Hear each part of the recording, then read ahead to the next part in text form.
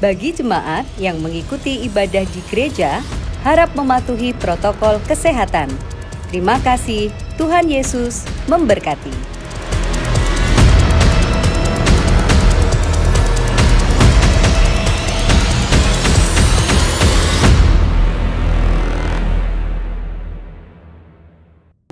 Puji Tuhan. Shalom teman-teman Fresh Community. Shalom. Kami yakin pasti kita semua merasakan sukacita yang sama. Walaupun ibadah kita kali ini agak sedikit berbeda, tapi kita percaya bahwa Tuhan tetap hadir dimanapun teman-teman berada. Puji Tuhan. Mari teman-teman, kita akan memulai ibadah kita. Kita bersatu dalam doa. Tuhan Yesus, terima kasih Tuhan. Kami tahu kami boleh ada sampai saat ini, itu semua cuma karena kemurahan Tuhan. Tuhan, kami sekarang mau beribadah Tuhan. Biarlah Tuhan urapan Roh Kudus yang tercurah di setiap ibadah kami ini Tuhan. Berkati kami, pelayan-Mu, layakkan kami, sehingga apapun yang kami naikkan itu menjadi berkat bagi kemuliaan nama-Mu Tuhan. Terima kasih Tuhan, di dalam nama Yesus. Haleluya. Amin. Puji Tuhan. Kami rindu menyembah Engkau Tuhan.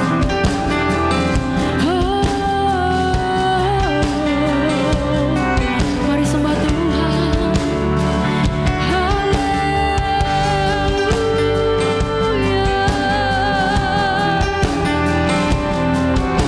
Terima kasih Tuhan. Sama-sama kita nyatakan. Ku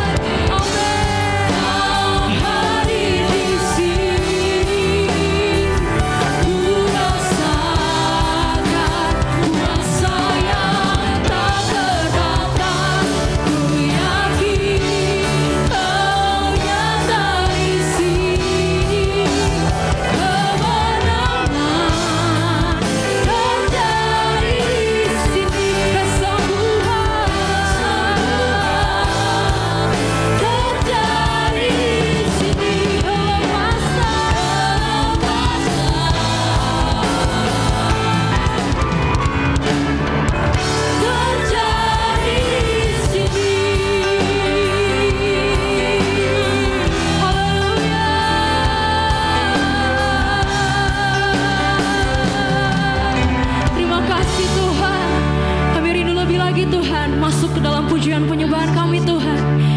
Di dalam nama Yesus, haleluya. Amin. Puji Tuhan. Kami bersyukur Tuhan. Kami punya Allah yang hebat. Yes, mari bertepuk tangan bagi Tuhan.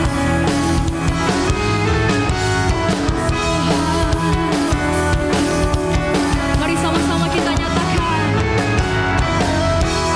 Berkuasa di bumi di surga.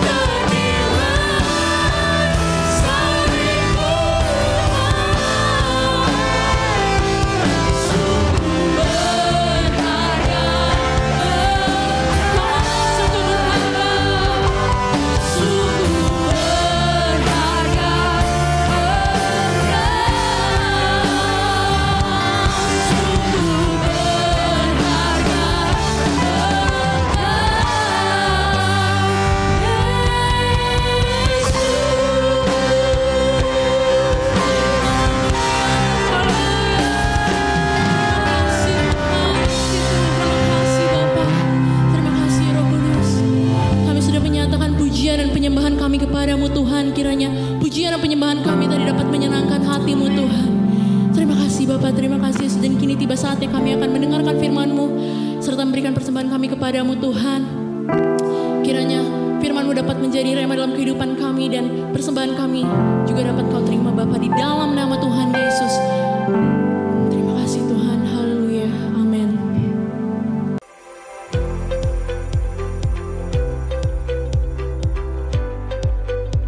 Halo teman-teman, selamat datang di ibadah Fresh Community. Buat teman-teman yang baru pertama kali hadir, kami ucapkan selamat datang ya. Berikut pengumuman kita selama sepekan ini. Persembahan dapat diberikan dengan scan QR Code di layar berikut.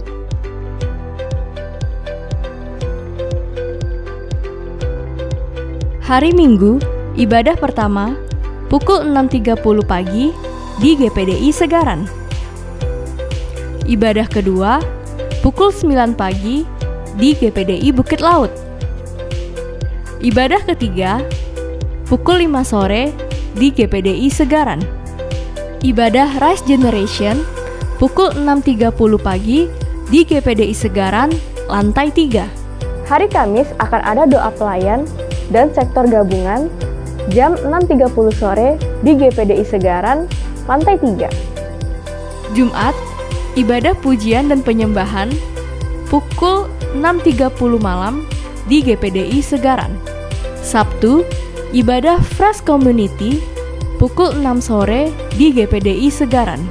Akan ada doa di jam-jam berikut. Nah, itu dia jadwal kita untuk seminggu ini. Teman-teman jangan lupa hadir ya. See you!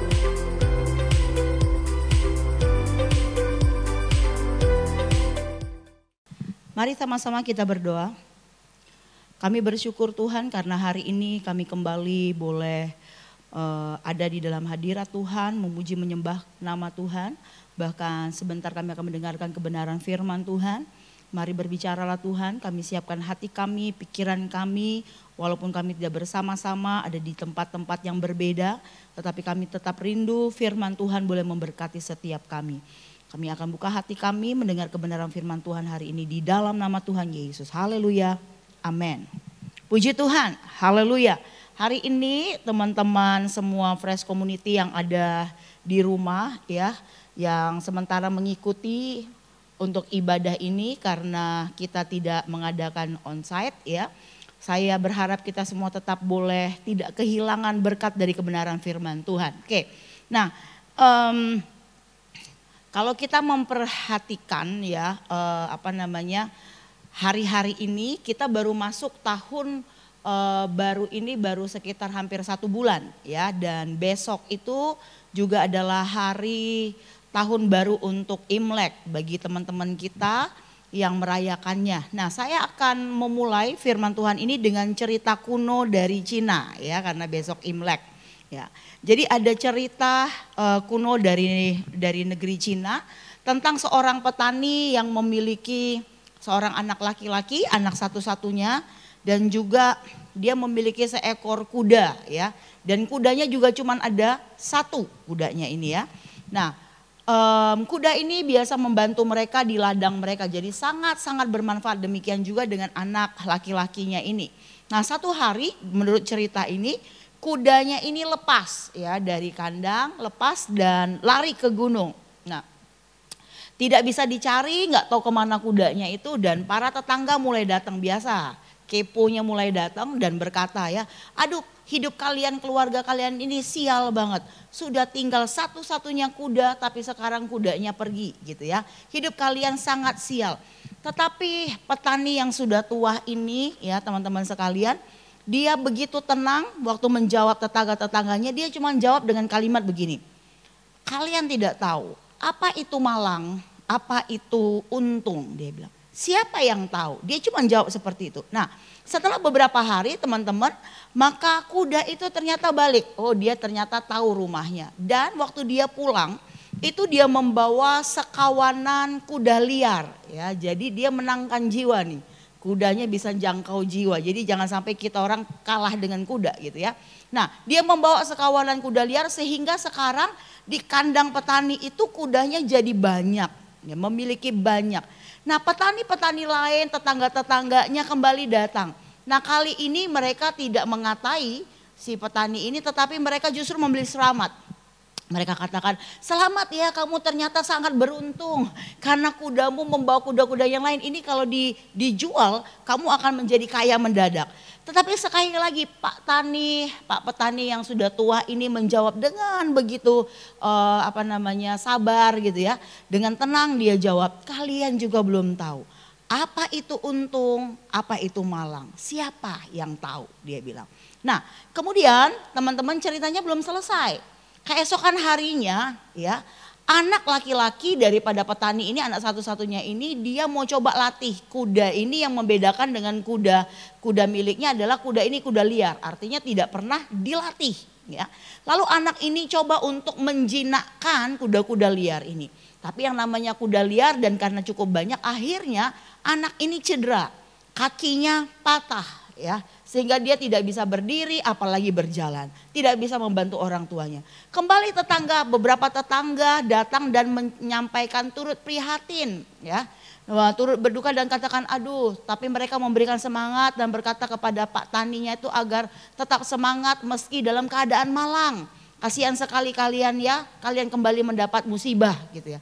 Tapi kembali lagi Pak Petani ini dengan tenang mengeluarkan kalimat yang sama seperti yang dahulu-dahulu. Apa itu untung, apa itu rugi, kalian tidak ada yang tahu. Ya. Kemudian teman-teman beberapa hari kemudian datang utusan tentara-tentara dari kerajaan ya. Dan menyerukan mengajak semua anak lelaki dari kampung itu, dari desa itu untuk berperang karena negara dalam keadaan darurat. Jadi semua anak laki-laki karena tentara tidak cukup harus merelakan untuk ikut berperang. Jadi keluarga-keluarga begitu nangis, takut, cemas ya. Karena mereka tidak tahu nanti anak lelaki mereka ini bisa kembali dengan selamat atau tidak. Tetapi Pak Tani ini tidak merasakan hal itu. Kenapa? Karena anak laki-lakinya itu tidak dipilih atau tidak disuruh dipaksa untuk mengikuti perang. Karena nggak bisa berdiri, kakinya patah, nggak bisa jalan. Sekali lagi teman-temannya, tetangga-tetangganya pada ngomong gini, waduh ternyata kamu mujur banget ya, beruntung sekali. Kenapa? Karena lebih baiklah anakmu sakit patah kakinya begini ya, daripada kayak kami tidak tahu anak kami masih bisa kembali dengan selamat hidup atau tidak. Nah tapi sekali lagi teman-teman, jawaban Pak Tani tetap sama. Kalian tidak tahu apa itu untung, apa itu malang, siapa yang tahu. Nah, dari kisah ini kita bisa menemukan ya, sebenarnya kita tidak tahu sebenarnya apa yang terjadi dalam kehidupan kita ini, keberuntungankah ataukah kemalangan ya. Karena apa yang sedang terjadi dalam hidup kita ini sebenarnya sesungguhnya adalah sesuatu yang terus berjalan ya, belum berhenti. Dan kita belum tahu bagaimana kelanjutannya, kita hanya tahu yang terjadi saat ini sampai di sini. Sekali lagi saya katakan kita baru masuk tahun ini ya, tahun 2023 baru mau 1 bulan ya. Bahkan kalau kalender Cina saya katakan tadi besok baru mulai tahun yang baru. Ada banyak ramalan-ramalan apalagi tahun baru Cina ya. Tahun ini adalah tahun kelinci kalau saya tidak salah. Apa yang akan terjadi itu udah marak sekali untuk di dunia di medsos ataupun kita bisa lihat membaca di buku, di majalah ya. Sio-sio apa yang beruntung di tahun ini ya. Saya sudah bilang ada orang yang bilang termasuk sio yang saya gitu ya. Ini tahun adalah tahun yang beruntung. Tetapi siapa yang bisa menjamin sebenarnya apa yang terjadi? Saya mau minjem kalimat dari Pak Tani tadi. Apa itu untung? Apa itu malang? Siapa yang tahu? Tidak ada yang tahu ya. Sesungguhnya sekali lagi kita tidak pernah tahu apa yang akan terjadi dalam hidup kita. Lalu pertanyaannya teman-teman sekarang, kita harus bagaimana? Kalau tidak ada satupun di antara kita yang tahu apa yang akan terjadi dalam kehidupan kita, apakah untung, apakah rugi, terus kita harus bagaimana? Bagaimana kita akan menjalani hidup kita? Apakah dengan pengharapan ataukah dengan ketidaktahuan? Ketakutankah atau keraguan, bahkan ya sudahlah kepasrahan gitu ya kira-kira ya. Nah saya akan sedikit membahas tentang kisah yang pernah terjadi di dalam Alkitab. Ada kisah tentang anak Yairus dan juga seorang wanita yang sakit pendarahan. Sama-sama yuk teman-teman kita buka di dalam Markus pasalnya yang kelima. Markus pasal yang kelima saya mulai ayat yang ke-22. Datanglah seorang kepala rumah ibadat yang bernama Yairus. Ketika ia melihat Yesus, tersungkurlah ia di depan kakinya dan memohon dengan sangat kepadanya. Anakku perempuan sedang sakit, hampir mati. Datanglah kiranya dan letakkanlah tanganmu atasnya supaya dia selamat dan tetap hidup. Perhatikan 24. Lalu pergilah Yesus dengan orang itu.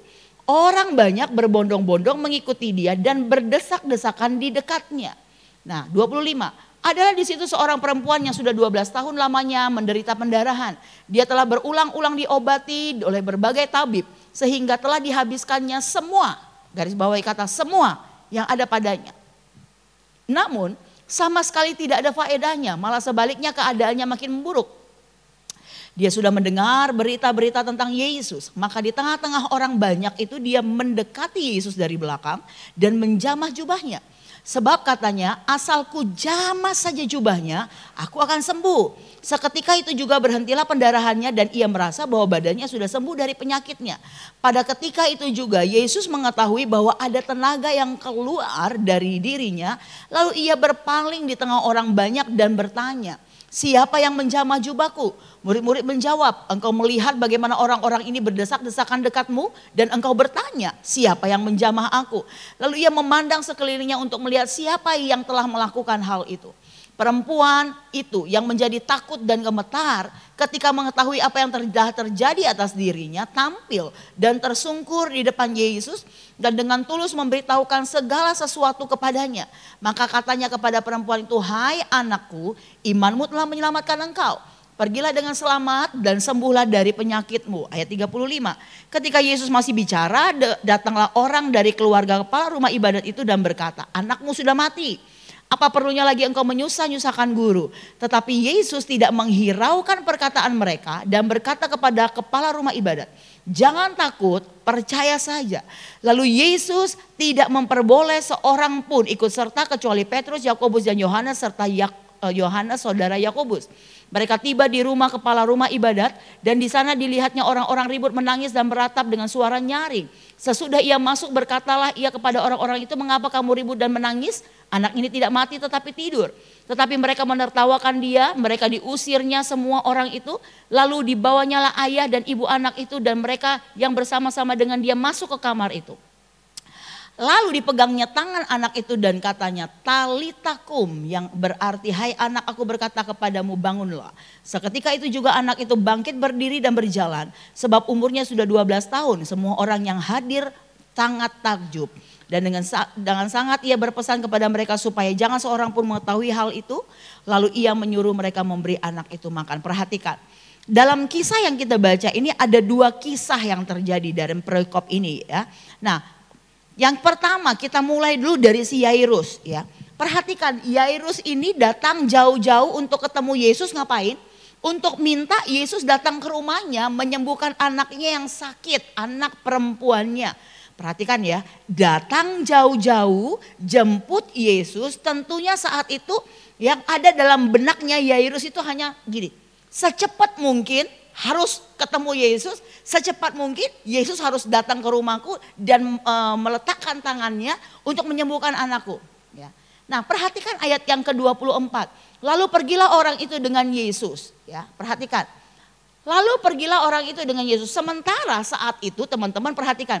Ada banyak orang-orang yang juga mau rindu dekat dengan Yesus. Alkitab berkata mereka berbondong-bondong, mereka berdesak-desakan. Tetapi perhatikan orang-orang mengikuti Yesus, tapi sekarang Yesus ngikut Yairus. Bisa lihat nggak di sini? Betapa kita bisa lihat gini, Yairus ini beruntung banget, gitu. Orang lain mau gitu susah mau dekat sama Yesus, berdesak-desakan, berbondong-bondong. Tapi Yesus justru apa di sini? Ngikutin Yairus, mau ke rumah Yairus untuk kepentingan Yairus. Kita boleh ngomong sekarang berarti Yairus ini VVIP, gitu. Mendapat perlakuan khusus teman-teman ya. Perhatikan di sini. Nah kita bisa katakan bahwa dia lebih beruntung. Nah, seringkali kadang di dalam hidup kita juga sering terjadi atau mengalami hal seperti ini. Kita kah atau orang lain yang kita bisa saksikan. Seolah-olah mendapatkan perlakuan khusus. Ya, sangat dimudahkan, lebih beruntung dari orang lain. Tapi benarkah demikian adanya? Sama kayak petani tadi bilang. Apa itu untung? Apa itu rugi atau malang? Siapa yang tahu? Kita lihat dari kisah ini belum berakhir, kisahnya belum berakhir. Karena ternyata di tengah jalan itu ada halangan. Perjalanan mereka terhenti dan parahnya adalah di situ dikatakan anak perempuannya keduluan udah mati. Ada orang lain yang datang dari rumahnya dan berkata, gak usah lagi sibuk-sibuk panggil guru. Anakmu perempuan itu sudah mati. Sekarang perhatikan, yang tadi saya bilang adalah sebuah keberuntungan, sekarang berubah jadi sebuah kemalangan. Gitu. Ya, semua seolah sekarang menjadi sia-sia karena ternyata predikat Yairus sekarang ini bukan lagi beruntung tetapi malang, gitu. Ya, kita perhatikan. Tapi sekali lagi perhatikan dengan baik, apakah ini menjadi akhir? Tidak. Ya, kalau kita perhatikan ternyata tidak. Walaupun anaknya sudah mati tetapi ternyata Yairus lebih beruntung. Kenapa? Karena anaknya bukan hanya bisa disembuhkan oleh Yesus. Tapi anaknya itu dibangkitkan dari kematian. Wow, ini sesuatu yang lebih besar lagi. Ini sesuatu yang lebih luar biasa lagi. Itu beruntung. Gitu. Jadi sekali lagi teman-teman, apa itu untung? Apa itu malang? Siapa yang tahu? Yang kedua kita perhatikan, cerita ini mengisahkan tentang seorang perempuan yang sakit pendarahan. Alkitab mencatat 12 tahun. Saya boleh 22 tahun. Saya boleh dia sakitnya ini 12 tahun. Saya boleh katakan bahwa hidup wanita ini malang banget. Ya, wanita itu kalau pendarahan yang wajarnya umumnya sebulan sekali, paling lama 1 minggu gitu. Dia ini setiap hari 12 tahun penyakitnya ini gak sembuh-sembuh. Alkitab mencatat semua hartanya, apa yang ada padanya itu sudah habis. Bahkan firman Tuhan berkata bahwa akibat pendarahannya ini, karena ketika orang sedang pendarahan, seorang wanita ketika pendarahan itu dinyatakan najis.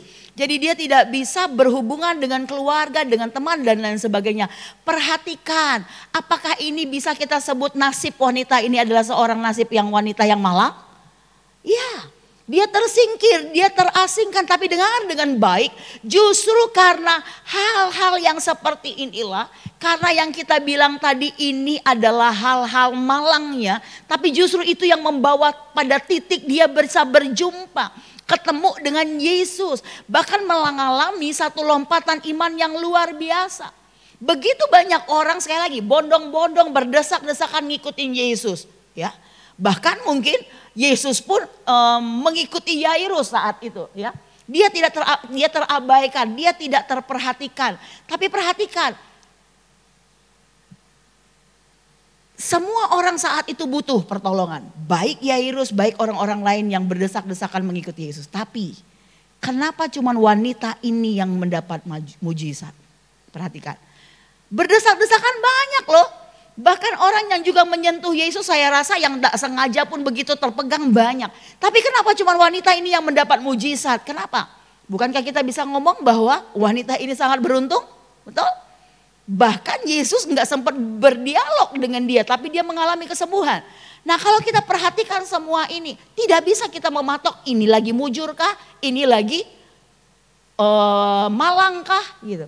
Karena ternyata nanti setelah wanita ini merasa dirinya sembuh, Yesus stop dan Yesus berkata, siapa yang menjamah aku? Aku merasa ada aliran kuasa yang keluar dari tubuhku. Dia begitu takut, sekali lagi. Dia terjebak dalam ketakutannya, mungkin bilang mati aku, habislah aku. Apa yang akan terjadi? Aku akan dikutuk orang, aku akan dimarah orang. Karena orang yang najis itu tidak boleh menyentuh orang lain. Kenapa ada di kerumunan? Dia berada dalam sebuah dilema. Jadi sekali lagi, apakah untung, apakah malang dari kejadian ini? Tidak ada yang tahu. Sekali lagi teman-teman, kita lihat di sini. Anak Yairus pun yang tadi sudah mati ternyata sekarang dia hidup. Jadi kalau kita mau lihat secara keseluruhan sampai pada akhirnya, maka kita harus berkata ya bahwa apa itu malang, apa itu untung, tidak ada yang tahu. Begitu juga dalam kehidupan kita. Tidak bisa kita tahu. Tapi kalau kita mau lihat secara keseluruhan sampai pada akhir, termasuk dalam hidup saya, termasuk dalam hidup teman-teman sekalian, ya. Kalau kita bisa lihat ini, maka kita harus katakan beruntung kita di dalam Yesus. Karena di dalam Yesus itu hanya ada untung. Yang setuju katakan amin. Hanya ada untung, bukan rugi, bukan malang. Begitu banyak kisah-kisah dalam Alkitab yang dapat kita temukan tentang fakta ini. Yusuf, seorang tokoh yang kita sudah tahu begitu banyak kemalangannya, ya, yang enggak ada kalau dibikin sinetron gitu ya. Ngenes kata orang Palembang, itu nasibnya Yusuf gitu kan. Dijual oleh saudara kandung sendiri menjadi budak, waduh udah difitnah, masuk penjara macam-macam gitu ya. Tapi toh Allah sanggup mengubah apa yang direka-reka oleh orang-orang sekitar untuk sesuatu yang jahat itu menjadi sebuah kebaikan. Ini cara kerja Allah. Jadi teman-teman perhatikan, kunci dari semua kisah ini bukan terletak di mana kita harus hitung. Berapa banyak yang rugi atau yang malang, berapa banyak yang untung. Mana yang lebih banyak, rugi atau untung, malang atau untung, bukan itu. Tapi perhatikan dengan baik, dalam kisah-kisah yang kita bisa lihat dalam Alkitab, kita harus perhatikan, yang kita harus temukan adalah selama kita dengan Yesus, maka hanya ada untung. Sekali lagi, selama kita dengan Yesus, maka yang ada hanya untung. Itu sebabnya teman-teman, kita harus selalu hidup dengan pengharapan seperti ini. Hidup berpengharapan kepada Tuhan. Ya, saya bawakan kebenaran firman Tuhan beberapa waktu lalu dalam doa Zoom. Ya, orang yang membajak, dia harus membajak dalam pengharapan. Orang yang sedang pengirik, ya, dia harus mengirik juga di dalam pengharapan. Itulah firman Tuhan katakan. Saya tidak tahu apa yang ada pada kita, rencana kita untuk tahun ini. Tetapi yang jelas teman-teman sekalian, bukan ataupun yang sudah lewat di tahun 2022 dan yang lampau yang lainnya. Kita bukan bicara tentang berapa banyak untung rugi kita, ya. Karena untung dan rugi itu saya sudah jelaskan dari tadi teman-teman, cepat berubah. Apa itu untung, apa itu rugi, siapa yang tahu? Satu keadaan yang tadi kayak kita lihat adalah keberuntungan bisa begitu saja berubah menjadi kemalangan. Tetapi sesuatu yang malang tadi juga bisa Tuhan rubah menjadi sebuah kemujuran, keberuntungan. Ya, persoalannya sekali lagi kuncinya adalah bagaimana dengan kita menjalani hidup kita. Yang setuju katakan amin. Ya, di dalam Roma pasalnya yang ke-5. Ya, kitab Roma pasalnya yang ke-5, saya sudah pernah bawa ini, ya. Oleh Dia kita juga beroleh jalan masuk oleh Yesus. Tadi katakan tadi bersama dengan Yesus. Oleh iman kepada kasih karunia ini. Bersyukur saya dan saudara punya kasih karunia. Di dalam kasih karunia ini kita berdiri dan kita bermegah dalam pengharapan akan menerima kemuliaan Allah. Bisa katakan amin? Kita bermegah dalam pengharapan untuk menerima kemuliaan Allah. Apapun bisa terjadi sepanjang tahun ini. Mau untung, mau malang bisa terjadi. Tetapi kita ada di dalam kasih karunia. Sehingga bisa berdiri dan bermegah dalam pengharapan. Kenapa? Ayat ini katakan akan menerima kemuliaan Allah. Berapa banyak yang setuju? Seperti tahun kemarin kita sudah ambil tema glory to glory. Allah akan membawa kita dari satu kemuliaan kepada kemuliaan berikutnya, amin. Kita menerima kemuliaan dari Allah dan membawa kita kepada kemuliaan berikutnya. Ayat yang ketiga. Dan bukan hanya itu saja, kita malah bermegah juga dalam kesengsaraan kita. Yang tadi dikatakan orang adalah kemalangan, kerugian. Di sini perhatikan. Karena kita tahu bahwa kesengsaraan itu menimbulkan ketekunan. Dan ketekunan menimbulkan tahan uji. Dan tahan uji menimbulkan pengharapan. Ayat yang ke-5. Dan pengharapan tidak mengecewakan. Karena kasih Allah telah dicurahkan di dalam hati kita oleh Roh Kudus yang telah dikaruniakan kepada kita. Bisa katakan amin? Ayat 5 katakan. Pengharapan itu tidak mengecewakan. Bersyukur teman-teman, Kita masuk tahun ini tidak sendiri. Di sini dikatakan Roh Kudus sudah dikaruniakan kepada kita. Yesus tidak bersama dengan kita, dia sudah naik ke sorga. Bapa tidak bersama dengan kita, ada di sorga. Tapi Roh Kudus dikaruniakan kepada kita. Untuk apa? Supaya pengharapanku, pengharapanmu itu tidak mengecewakan. Katakan amin. Saya tidak perpanjang kebenaran firman Tuhan. Tapi saya percaya bahwa pengharapan kita ada di dalam Tuhan, ya. Kita masuk tahun ini, saya nggak tahu mungkin kalian ada masalah, ada pergumulan dan mungkin juga merasa bahwa aduh, saya ini termasuk orang yang hidupnya tidak mujur, ada banyak kemalangan gitu ya.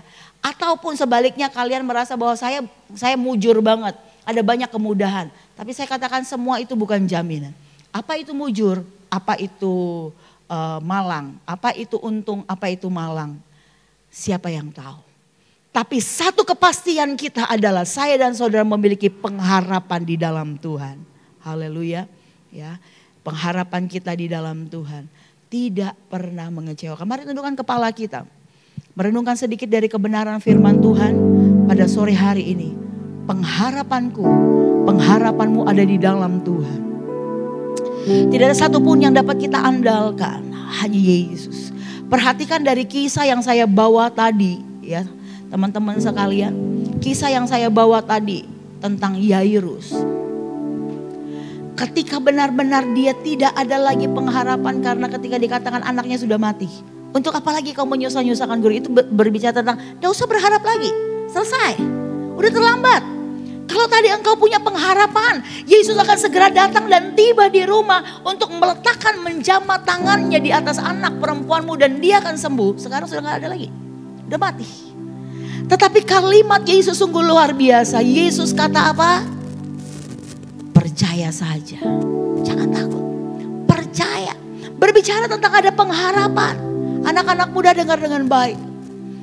Masa depanmu bukan terletak kepada kekayaan, harta orang tuamu. Tidak terletak pada kemampuan otakmu yang pintarkah itu. Tidak terletak kepada bagaimana engkau punya banyak talent. Tetapi terletak kepada dengan siapa engkau bergantung. Yesus harapanmu. Dan dia pastikan engkau tidak akan pernah gagal. Mungkin kita pernah bisa mengalami keadaan yang sulit.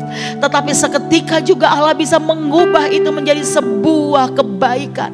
Menjadi sebuah pengharapan yang luar biasa. Haleluya. Terima kasih Tuhan. Kami masih memiliki pengharapan. Kami akan melangkah sepanjang tahun ini karena kami tahu kami memiliki pengharapan di dalam Tuhan. Pengharapan yang tidak mengecewakan.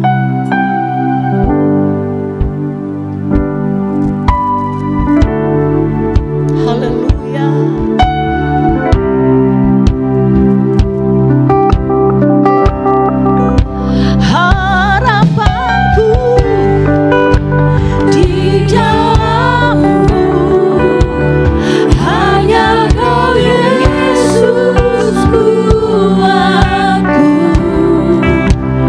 Ku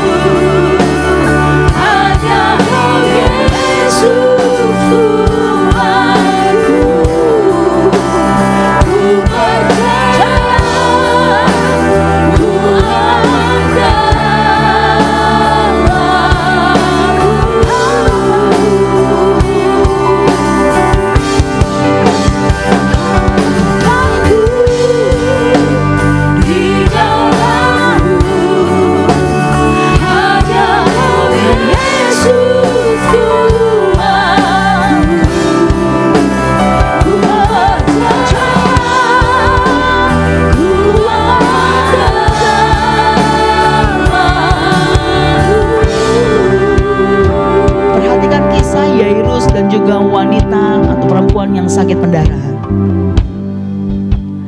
Keadaan sulit, keadaan malang, keadaan yang mungkin menurut orang adalah sebuah kerugian, itulah yang membuat mereka berbalik kepada Tuhan.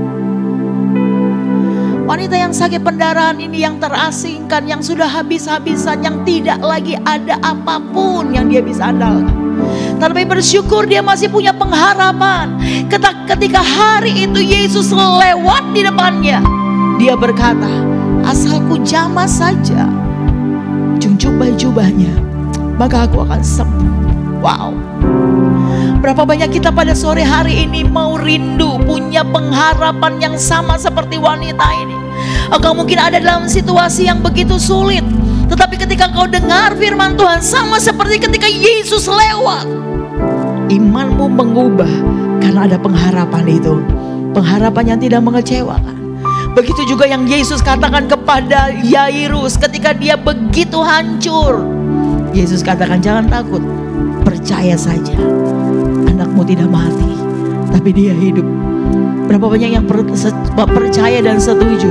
Ini firman bukan hanya bagi Yairus dan juga bukan hanya bagi wanita itu, tapi bagi saya. Bagi saya, katakan sama-sama, bagi saya.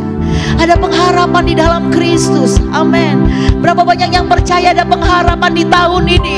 Engkau akan berjalan dalam the year of expansion, di mana tahun yang akan membuat engkau naik, tahun yang akan membuat engkau berkembang, tahun yang akan membawa engkau kepada kemajuan. Angkat tanganmu. Haleluya, haleluya, haleluya, haleluya. Oh Tuhan, kami mau percaya. Kami mau percaya. Harapanku di dalam-Mu hanya Kau ya Yesus.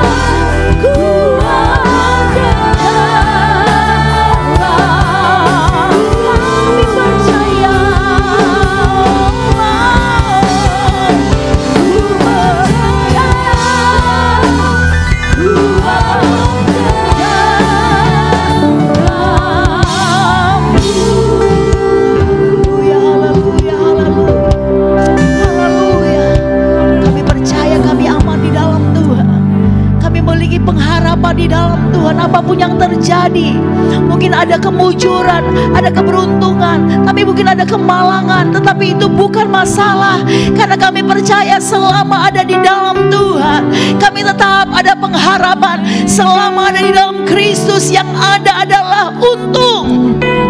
Terima kasih Tuhan, terima kasih untuk kebenaran firman-Mu. Kami siap masukin tahun ini, kami siap menjalani hari-hari di depan kami dalam hidup ini dengan pengharapan yang tidak mengecewakan di dalam Kristus. Anak-anak muda akan melangkah dengan iman untuk melihat keberhasilan di dalam Tuhan. Haleluya, haleluya. Terima kasih Tuhan, terima kasih untuk kebenaran firman-Mu. Bukan sekedar kami dengar, tetapi sungguh ini kami amenkan ini terjadi dalam hidup kami.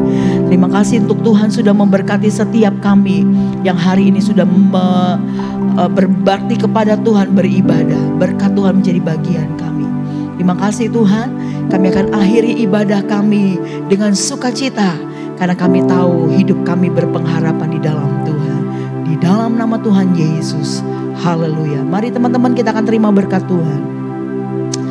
Kiranya berkat daripada Allah Bapa, kasih sayang daripada Tuhan kita Yesus Kristus, persekutuan, penghiburan, penyertaan daripada Allah Roh Kudus akan tetap tinggal menyertai kita mulai saat ini sampai kedatangan Kristus kali yang kedua. Mari kita terima berkat Tuhan dengan ucapan syukur di dalam nama Tuhan Yesus Kristus. Semuanya diberkati, katakan amin.